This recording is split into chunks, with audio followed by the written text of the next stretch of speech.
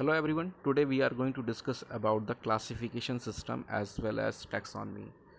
In this video, we discuss about the some terms which are given in the starting of the chapter 3, Plant Kingdom of 11th class biology. In here we discuss some term related to classification system which mainly utilized in the case of plant, like artificial system of classification, natural system of classification, phylogenic classification. तो इनमें जो हम term discuss कर रहे हैं ये mainly हमें ज़्यादातर जो यूटिलाइज होती हैं प्लांट में यूटिलाइज होती हैं. Some terms are also utilise in the case of animal. So here we have given. So first today we discuss these term, like given here all the terms that we see here. First we see here we have given artificial classification which is given by Carlos-Linnaeus, natural system of classification which is given by Bantham and Hooker. Third one is phylogenetic classification, in which we study about the evolutionary relationship between the plants, and later on we discuss about the one by one. Now here we are going to discuss about the first artificial classification system which is given by the Carlos-Linnaeus. I already told you. Based on morphological character, here they classify the plants, and the characters are habitat, color, number, shape of leaf, vegetative and sexual reproduction. So they utilize all the morphological characters that are visible by our naked eye, because that time during the Carlos-Linnaeus time जो resources थे वहाँ बहुत ही limited थे. Resource limited होने के कारण उन्होंने जो है लिमिटेड स्टडी किया और मेनली वो मॉर्फोलॉजिकल करेक्टर तक ही लिमिटेड हो गया. और जब मॉर्फोलॉजिकल करेक्टर तक लिमिटेड हो गए तो यही हमारे लिए एक प्रॉब्लम भी आई, जबकि उन्होंने रिप्रोडक्शन या वेजिटेटिव की दोनों बात किया, लेकिन फिर भी इसकी लिमिटेशन रह गई क्योंकि उन्होंने एक्सटर्नल स्ट्रक्चर्स जो अपीयर होते प्लांट के वही स्टडी किए. तो लेटर ऑन इसे डिस्कार्ड कर दिया गया और न्यू सिस्टम लेके आया जो भी आगे हम पढ़ेंगे, natural system of classification. Clear. लेकिन ऐसा नहीं कि वो डिस्कार्ड कर दिया, ख़त्म कर दिया गया, इसको हमने इंक्लूड रखा, लेकिन इसके साथ हमने चीज़ें ऐड किया. क्या ऐड किया नेक्स्ट पेज पे हम डिस्कस करते हैं. Here we have given the natural system classification in which we also discuss internal structure. Previously जो हमने बात की वहाँ पे सिर्फ एक्सटर्नली डिस्कस करेंगे, यहाँ पे इंटरनली करेंगे. Like I already told you that Bentham and Hooker give this classification system, and here we discuss both external as well as internal structure or feature for classifying the organisms. First they study about the ultrastructure कि जो root leaf stem है वहाँ पे, या हम बात करें जो फ्लावर है वहाँ पे एनाटॉमिकल स्ट्रक्चर्स क्या अवेलेबल हैं. उसके लिए हमारे पास माइक्रोस्कोपी में एडवांसमेंट आया. ठीक. तो इन सब चीज़ों को यूटिलाइज़ करके हमने स्टडी किया, तो हमने क्या डिफरेंसेस मिलते हैं, क्या चेंज आते हैं, हैबिटेट के अकॉर्डिंग क्या चेंजेस होते हैं. कि अगर हम देखेंगे अगर जीरोफिटिक एरिया है तो वहाँ के जीरोफिटिक प्लांट जो हैं उनमें कुछ एनाटॉमी अलग होगी. एक्वेटिक हाइड्रोफिटिक प्लांट्स हैं उनमें कुछ और होगी. टेरेस्ट्रियल एरियाज़ में जो प्लांट्स मिल रहे हैं, नॉर्मल एरियाज़ में जो है या नॉर्मल क्लाइमेट जो है वहाँ मिल रहे हैं, तो वहाँ पे क्या अडेप्टेशन लीव के अंदर, वो सारी चीज़ें कब स्टडी करना स्टार्ट किया जब हमारे पास माइक्रोस्कोपी एडवांस हुई, और उसी से हमें अल्ट्रा स्ट्रक्चर आना स्टार्ट हुआ. और अल्ट्रा स्ट्रक्चर से हमारा बेटर क्या हुआ, हमारा एनाटमी पोर्शन बेटर होना स्टार्ट हुआ. अब इसके साथ साथ हमने इंक्लूड क्या कर दिया, एम्ब्रियोलॉजी भी इंक्लूड किया. क्या किया, एम्ब्रियोलॉजी इंक्लूड किया.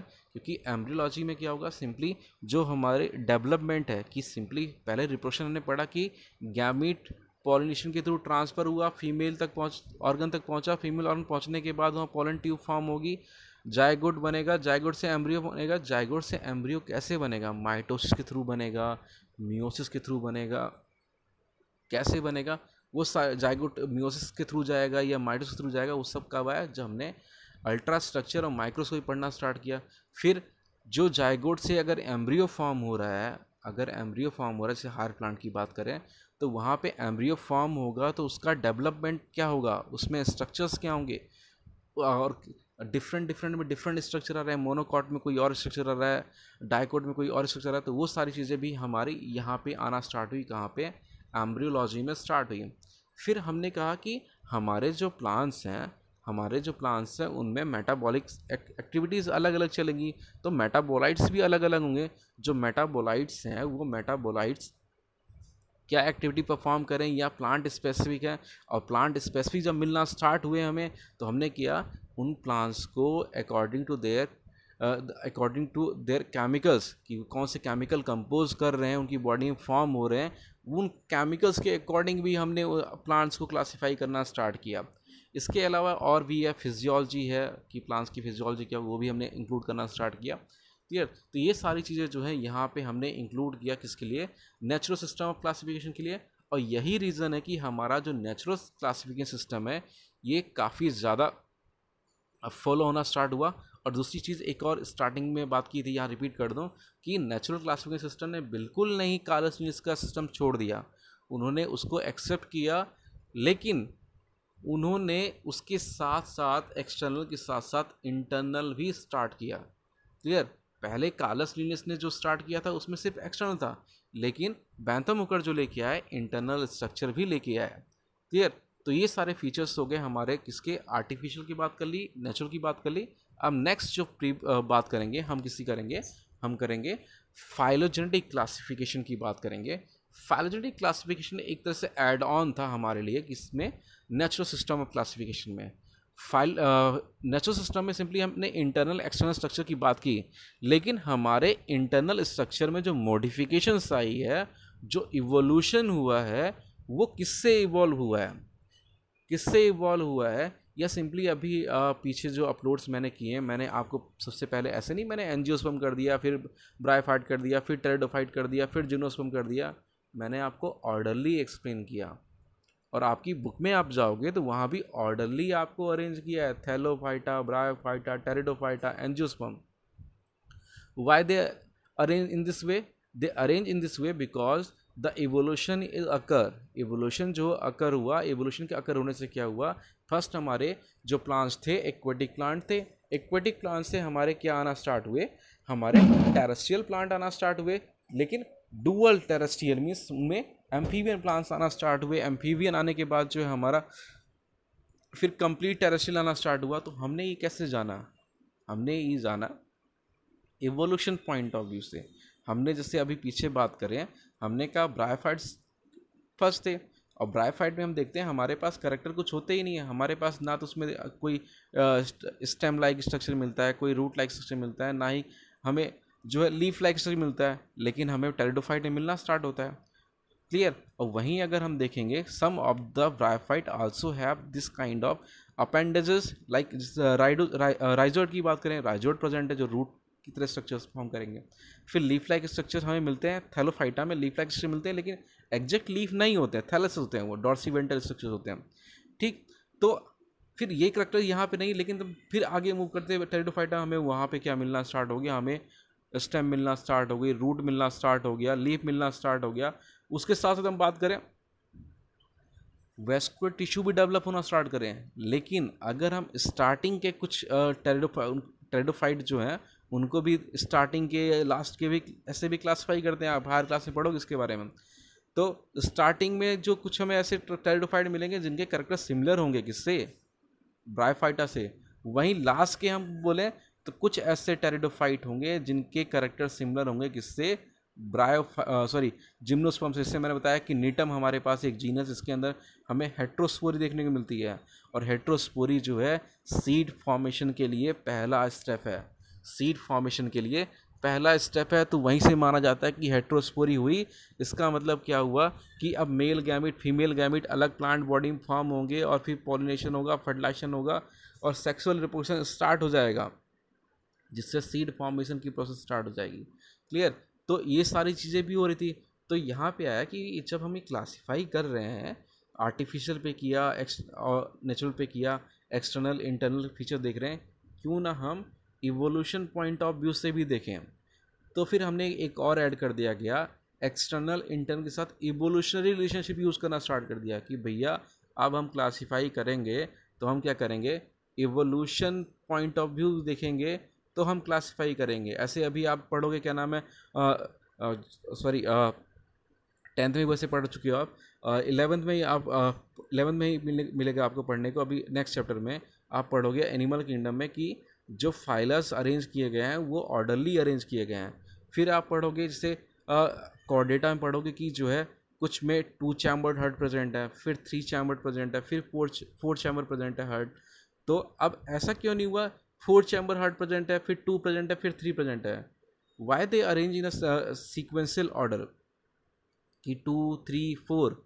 ठीक, एब्रप्टली तो ऑर्डर बनाए नहीं गए कि पहले भैया पहले जो ऑर्डर में 4 था, 2 था, फिर 3 हो गया, ऐसा तो नहीं। पहले 2 चैम्बर हर्ट था, फिर 3 चैम्बर हर्ट था, फिर 4 chamber, depending on the need of their plant the evolution is occur. So depending on the animal need, evolution he occur inside the animal body. पहले क्या था, जो ऑर्निम स्मॉल थे कुछ कौन स्पीसीज रीजन्स थे वहीं तक सर्वाइव करते थे, या उनमें इतनी नीड नहीं थी ऑक्सीजन को होल बॉडी में ट्रांसपोर्ट करने की, उनमें 2 थे। फिर नीड बढ़ी, बाहर आना स्टार्ट हुए, टेरेस्ट्रियल एरिया में आना स्टार्ट हुए वाटर से निकल के, उनमें जो है नीड बढ़ी ऑक्सीजन की नीड बढ़ी, तो उनमें 3 चैम्बर्ड आया। फिर जो हायर एनिमल आया उन्हें 4 आया, क्यों? क्योंकि ऑक्सीजन को इफिशिएंट ट्रांसफर करना है। तो ये दोनों चीज़ें हम देखते हैं कि प्लांट एनिमल दोनों किसे हम देखा, इसलिए हमने ये सिस्टम भी डेवलप किया। कौन सा?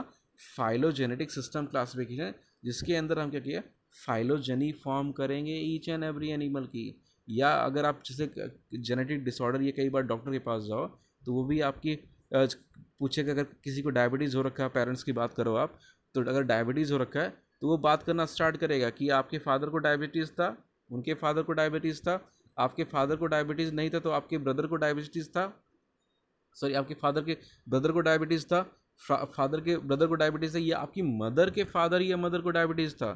क्यों? क्योंकि वो कहीं मानते हैं कि डायबिटीज़ जो है जेनेटिकली इनहेरिट हो रहा है, तो वहाँ से यहाँ है, यहाँ से यहाँ है, और यहाँ से आप में आ रहा है।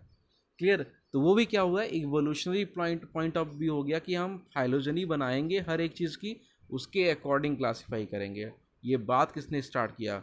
जॉन हुस्सन जो है, इन्होंने स्टार्ट किया कि ये बात करनी चाहिए हमें। और फिर उन्होंने क्या किया, जो हमारा नेचुरल सिस्टम ऑफ क्लासिफिकेशन जो था, जो external as well as internal character दोनों या फीचर दोनों को इंक्लूड कर रहा था, उसी में ये भी ऐड कर दिया गया भैया क्लासीफाई करने के लिए, कि हम फाइलोजनी भी बनाएंगे क्लासिफिकेशन के टाइम पे। क्लियर? तो ये 3 डिफरेंट जो टर्म्स थी वो हमने यहाँ डिस्कस कर लिया। अब जो नेक्स्ट यहाँ पे हमें जो एक्सप्लेनेशन है, हमें टैक्सोनॉमी का है। हमें जो नेक्स्ट एक्सप्लेनेशन है वो किसका है? टैक्सोनॉमी का है। टैक्सोनॉमी में हमें दे रखा है डिफरेंट थिंग्स, वो हम बात करते हैं। तो उससे बात करने से पहले हम बात करें कि हमें टैक्सोनॉमी है क्या। टैक्सोनॉमी क्या है? टैक्सोनॉमी हमने फर्स्ट चैप्टर में पढ़ा था कि it is a branch of biology that deal with the study of systems of classification. जो सिस्टम ऑफ क्लासिफिकेशन है या सिस्टमेटिक्स बनाया गया है, उसमें हम कैसे किसी प्लांट को क्लासीफाई करेंगे, किस बेस पे क्लासीफाई करेंगे, उसको हम टैक्सोनॉमी बोलते हैं। तो यहाँ हमारे पास 3 टैक्सोनॉमी हैं, जिनके बारे में अगर हम बात करें तो हमारे पास एक टैक्सोनॉमी हमारी ये है न्यूमेरिकल टैक्सोनॉमी, एक है हमारी साइटो टैक्सोनॉमी, एक है हमारी कीमो टैक्सोनॉमी। क्लियर? तो यहाँ हमें 3 डिफरेंट टर्म्स गिवन है ना टैक्सोनॉमी से रिलेटेड। और ये टैक्सोनॉमी जो है, ये जो इतने वर्ड हम यहाँ यूज़ करें, सारे अभी एडवांस में वर्ड निकाले गए हैं, क्योंकि ये अर्ली अभी लास्ट 15 या 20 ईयर में यूज़ होना स्टार्ट हुए हैं। तो स्टार्ट करते हैं। फर्स्ट जो स्टार्ट करें हम, हमारा न्यूमेरिकल टैक्सोनॉमी है। फर्स्ट जो हमारा क्या है, न्यूमेरिकल टैक्सोनॉमी है। न्यूमेरिकल टैक्सोनॉमी जो है कैरिड आउट यूजिंग कंप्यूटर। ये जो है किसकी हेल्प से होगा? कंप्यूटर की हेल्प से होगा। क्यों होगा? क्यों नीड पड़ी इसकी? कंप्यूटर को इंट्रोड्यूस करना पड़ा, इंट्रोड्यूस करना ही ज़रूरी है, क्योंकि हमने अभी चैप्टर फर्स्ट में पढ़ा कि 1.7 to 1.8 मिलियन स्पीसीज़ है भैया हमारे पास। अब इतनी लार्ज अमाउंट ऑफ स्पीसीज़ है, हर एक प्लांट के अंदर, हर एक एनिमल और माइक्रो ऑर्गेनिम्स के अंदर थाउजेंड्स ऑफ फीचर्स प्रेजेंट है, थाउजेंड्स ऑफ कैरेक्टर्स प्रेजेंट है, थाउजेंड्स ऑफ प्रोटीन्स फॉर्म हो रहे हैं उनकी बॉडी के अंदर। अब इतने प्रोटीन, इतने लिपिड के और इतने जो अदर फीचर्स हैं, उनको सबको अपने ब्रेन में रखना या किसी बुक में प्रिंट करके रखना बहुत टफ काम है। ठीक, और उसके बाद अगर हमें कोई नई चीज़ मिल जाए, और उस नई चीज़ को पता करना कि भैया ये सच में नई है या ऑलरेडी कहीं डिस्कवर हो चुकी है, हमारे बस की बात नहीं थी पहले। इसीलिए हमने ये ऐड किया। पहले क्या होता था, पहले सिंपली किसी को नया मिला उसने अपनी पूरी लाइफ निकाल दी, उसे कुछ मिल गया, उसे लगा ये नया चीज़ है, और उसने क्या किया, उसने जो है पब्लिश कर दिया पेपर। पेपर पब्लिश हुआ तो जैसे इंडिया में पब्लिश हुआ, इंडिया से फिर इंटरनेशनल लेवल पब्लिश हुआ, इंटरनेशनल लेवल पब्लिश हुआ। पब्लिश होने के बाद चला कि उसने जिस चीज़ पे 30 to 40 ईयर खर्च किए हैं वो ऑलरेडी कहीं डिस्कवर हो चुका है, वो ऑलरेडी साइंस में पहले इंक्लूड हो चुका है। उसके एक्सपेरिमेंट जो उसको जो अब वो परफॉर्म कर रहा है वही एक्सपेरिमेंट किसी और ने दे दिया। ठीक, ये चीज़ आपने 10th में पढ़ा हुआ है कि ग्रिफिथ जो सॉरी मेंडल ने जो एक्सपेरिमेंट किए थे उनके डेथ के 15 ईयर बाद पब्लिश हुए। क्यों? क्योंकि भैया जो मेंडल ने परफॉर्म किया था वही चीज़ किसी और ने किया, किसी और ने किया 1900 में। 1900 जब किया तो पता चला कि नहीं, ये तो भैया 15 साल पहले जिनकी डेथ हुई है उन्हीं ने किया था। तो अब जो है इसलिए हमें ये टैक्सोनॉमी इंट्रोड्यूस की करनी पड़ी, कंप्यूटर इंट्रोड्यूस करना पड़ा कि जिससे हमें पता रहे कि जो हम कर रहे हैं वो हम करना चाहिए भी नहीं करना चाहिए। पर चले हम पूरा टाइम निकाल दें अपना, और टाइम निकालने के बाद हमें पता क्या चला, ये तो ऑल डिस्कवर था, हमने टाइम पास हुआ हमारा बस। ठीक, तो इसलिए था। तो इसमें करते क्या है न्यूमेरिकल टैक्सोनॉमी में? न्यूमेरिकल टैक्सोनॉमी में सबसे बढ़िया करते क्या, हमारे पास जो भी प्लांट है, जैसे नीम का है, तुलसी का प्लांट है, या जिंजर का है, जिंजर का है, टर्मरिक का है, या टर्मरिक की बात करें, टर्मरिक प्लांट के अंदर जितने भी किस तरह से उसका किस तरह वो रिप्रोड्यूस करेगा, किस तरह फॉर्म होगा, जैसे टर्मरिक जो है हमारा मॉडिफाइड स्ट्रक्चर है। ठीक, तो कौन सी किसकी मॉडिफिकेशन से फॉर्म हुआ है, वो सारे करेक्टर्स के लिए, फीचर्स के लिए हमने क्या किया, उसे नंबर और कोड असाइन कर दिया। हमने नंबर और कोड असाइन कर दिया। जब नंबर और कोड से असाइन कर दिया ईच करेक्टर के लिए, तो जब भी कोई पर्सन कहीं भी उस पर रिसर्च करेगा, रिसर्च करने के बाद उसने जो भी पेपर पब्लिश किया है, जैसे सिंपली टर्मरिक पे पेपर पहले रिलीज हो चुका है, टर्मरिक के सारे करेक्टर डिस्कवर हो चुके हैं, बता चुका टर्मरिक हुआ, कोई दूसरा पर्सन कहीं जो है टर्मरिक पर रिसर्च किया, रिसर्च करने के बाद उसने पेपर पब्लिश कर दिया कि भैया ये टर्मरिक है, इसके अंदर कुर्कुमिन प्रेजेंट है, कुर्कुमिन क्या है, उसका नेचर एसिडिक है, और इसके अंदर एंटी माइक्रोबियल एक्टिविटी प्रेजेंट है, कि वो एंटी वायरल है, एंटी बैक्टीरियल है, एंटी फंगल है, कि आप इसे कंज्यूम कर रहे हो तो ये सारे बैक्टीरिया, फंजाई, वायरस आपकी बॉडी में जाएंगे, उनकी पहले ही डेथ हो जाएगी कुर्कुमिन की प्रेजेंस से। ठीक, तो ये डिस्कवर कर दिया, अब पब्लिश कर दिया। अब पब्लिश करने के बाद जो इंडियन साइंस एसोसिएशन है वो क्या करेगी, वो इसको डेटा को फीड करेगी, डेटा को फीड करेगी before publishing at the international level, international level publish होने से पहले। अब पब्लिश होते ही रिजल्ट आ गया कि ये क्या है, ये तो ऑलरेडी डेटा प्रेजेंट है सारा, ये डेटा ऑलरेडी सारा प्रेजेंट है। किसके थ्रू? क्यों? क्योंकि पहले जो रिसर्च हुई है उसे ही नंबर कोड असाइन करेंगे, तो क्या होगा, मिसमैच होगा। मिसमैच होगा इसका मतलब क्या हुआ कि ऑलरेडी प्रेजेंट है, और फिर हम दोबारा उस पर स्टडी करना स्टार्ट कर देंगे हम। ऐसा कैसे होता है? ऐसा इस तरह होता है कि एक ही टाइम पे, एक सिंगल टाइम पे 100 of character can be considered. अगर न्यूमेरिकल टैक्सोनॉमी के थ्रू हम टैक्सोनॉमी कर रहे हैं, क्लासिफिकेशन कर रहे हैं, तो जब हम क्लासिफिकेशन करेंगे, करेक्टर्स को यूटिलाइज करेंगे, तो वो जो प्रोसेसिंग होगी, हंड्रेड्स थाउजेंड्स ऑफ करेक्टर जो एक साथ वो डेटा में प्रोसेसिंग होगी, प्रोसेसिंग होने के बाद वो बताएगा कि हाँ ये करेक्ट, ये जो भी हम डेटा, न्यू डेटा अपलोड कर रहे हैं, ये ऑलरेडी हमारे पास है नहीं, या है ही नहीं, अभी अर्थ पे किसी ने दिया ही नहीं। तो इसलिए जो है न्यूमेरिकल टैक्सोनॉमी की बहुत ज़्यादा इंपॉर्टेंस है। ठीक, अब साइटो टैक्सोनॉमी आया। साइटो टैक्सोनॉमी अगर हम बात करें, नेक्स्ट जो है classification based on cytological information. यहाँ पे जो हम क्लासिफिकेशन करेंगे based on the cytological information करेंगे। साइटोलॉजी मीन्स सेल जो है हमारे पास, जिसे हम यूनिट ऑफ लाइफ बोलते हैं, उस यूनिट ऑफ लाइफ में क्या क्या चीज़ें हैं। ठीक, तो हम देखते हैं कि हमारे पास एक बैक्टीरियल सेल है, एक फंगल सेल है, एक प्रोटिस्टेंट सेल है, प्लांट सेल है, अब एनिमल सेल है। अब इनको स्टडी करना स्टार्ट किया तो हम देखते हैं इनमें चीज़ें भी अलग मिलती हैं। आपने प्लांट सेल, एनिमल सेल में डिफरेंस बहुत पढ़ा हुआ, अभी यहाँ 11 में भी हमारे पास chapter cell as a unit of life, वहाँ पे पढ़ना है हमें कि जो है प्लांट सेल, एनिमल सेल में क्या डिफरेंस है। तो हम देखते हैं कि प्लांट सेल में सेंट्रियोल एब्सेंट होता है, एनिमल सेल प्रेजेंट होता है। प्लांट सेल में सेल वॉल प्रेजेंट है, एनिमल सेल वॉल एब्सेंट है। प्लांट में आउटर मेम्ब्रेन सेल वॉल है, एनिमल में आउटर मेम्ब्रेन सेल मेम्ब्रेन है। प्लांट में सेल वॉल जो बनी सेलुलोज की बनी, वहीं हम बात करें बैक्टीरिया में सेल वॉल किसी और की बनी है। तो ये कब स्टार्ट हुआ? ये सारी चीज़ें स्टार्ट ऐसे हुई जब हमने साइटोलॉजिकल बेस पे टैक्सोनॉमी करना स्टार्ट किया। हमने पहले क्या किया, हमें जो कोई सेल मिला है उसकी सेल वॉल में क्या क्या प्रेजेंट है, कौन कौन से कंपोनेंट प्रेजेंट है, हेमीसेलुलोज प्रेजेंट है, पैक्टिन प्रेजेंट है, या जो उसके आगे मिडल लैमेला प्रेजेंट है या नहीं प्रेजेंट है, ये सारी चीज़ें वहाँ स्टडी करना स्टार्ट कर दिया। और स्टडी करने के बाद जो हमारे पास रिजल्ट आए, फीचर्स आए, कैरेक्टर्स आए, उनको यूटिलाइज करके हमने टैक्सोनॉमी करना स्टार्ट किया। क्लियर? तो ये जो हमारा क्या हुआ, साइटोलॉजिकल बेस पे हमारा ये टैक्सोनॉमी स्टार्ट हो गया। फिर हमने क्या किया, हमारा एक और आया कीमोटैक्सोनॉमी। कीमोटैक्सोनॉमी आया। कीमोटैक्सोनॉमी जो है उसमें हमने क्या किया, हमने यहाँ क्लासिफिकेशन करना स्टार्ट किया।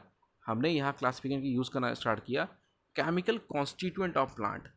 जो प्लांट हम स्टडी कर रहे हैं या प्लांट हमारे सराउंडिंग में सर्वाइव कर रहे हैं, उन प्लांट के बारे में हमें पता होना चाहिए। ऐसा हमने पढ़ा है फर्स्ट चैप्टर में। अब हमने जब पढ़ा है, पता करना स्टार्ट किया, तो जब हम प्लांट स्टडी करना स्टार्ट करते हैं तो उसके अंदर अलग अलग मेटाबोलाइट मिलते हैं।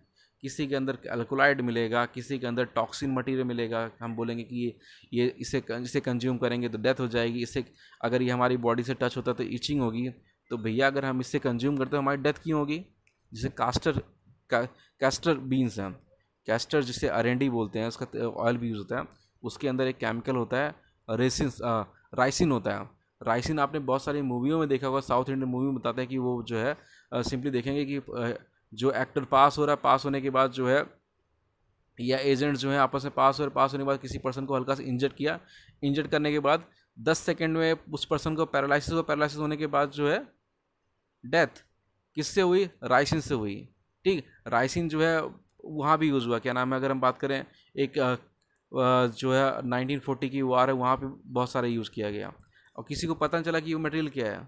ठीक, तो उस टाइम पता नहीं चला, लेकिन जब हमने केमिकल स्टडी करना स्टार्ट किया हर प्लांट में कि इसके अंदर राइसिन प्रेजेंट है, इसके अंदर आर्बिन टॉक्सिन प्रेजेंट है, इसके अंदर एल्कोलाइड प्रेजेंट है, इसके अंदर ये ड्रग प्रेजेंट है जो as a pain killer act कर सकता है या मलेरिया को किल कर सकता है, ये सारा हमने स्टार्ट किया। ठीक, कब? जब हमने ईच एंड एवरी प्लांट जो है हर एक स्पीसीज को स्टडी करना स्टार्ट किया। उस स्पीसीज के अंदर पार्टिकुलर केमिकल क्या प्रेजेंट है, पार्टिकुलर पिगमेंट क्या प्रेजेंट है, ये स्टडी करना स्टार्ट किया। और वो स्टडी करके हमने क्या किया, हमने क्या क्लासिफिकेशन स्टार्ट कर दिया।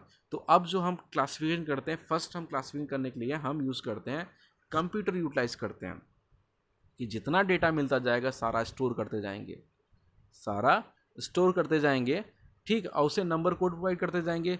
दूसरा, हम जो भी मिलेगा हम उसके साइटोलॉजी तक जाएंगे कि उसकी सेल के अंदर क्या क्या प्रेजेंट है, एक सिंगल सेल के अंदर। फिर उस पूरे प्लांट के अंदर क्या क्या केमिकल कॉन्स्टिट्यूएंट्स प्रेजेंट है, वो सारी चीज़ें स्टडी करेंगे। क्लियर? तो ये सारा हमारा टैक्सोनॉमी का आ गया। क्लियर? तो यहाँ पे जो है ये हमारा ये कंप्लीट हुआ, और ये जो है कंप्लीट हुआ। इसके बाद जो हम नेक्स्ट डिस्कस करने वाले हैं, हमारा लास्ट टॉपिक है इस चैप्टर का, प्लांट किंगडम का, अल्टरनेशन ऑफ जनरेशन। क्लियर? तो यहाँ ये हो गया। नेक्स्ट जो हम बात करेंगे उसकी करेंगे। क्लियर? तो यहाँ पे हम कंक्लूड करते हैं।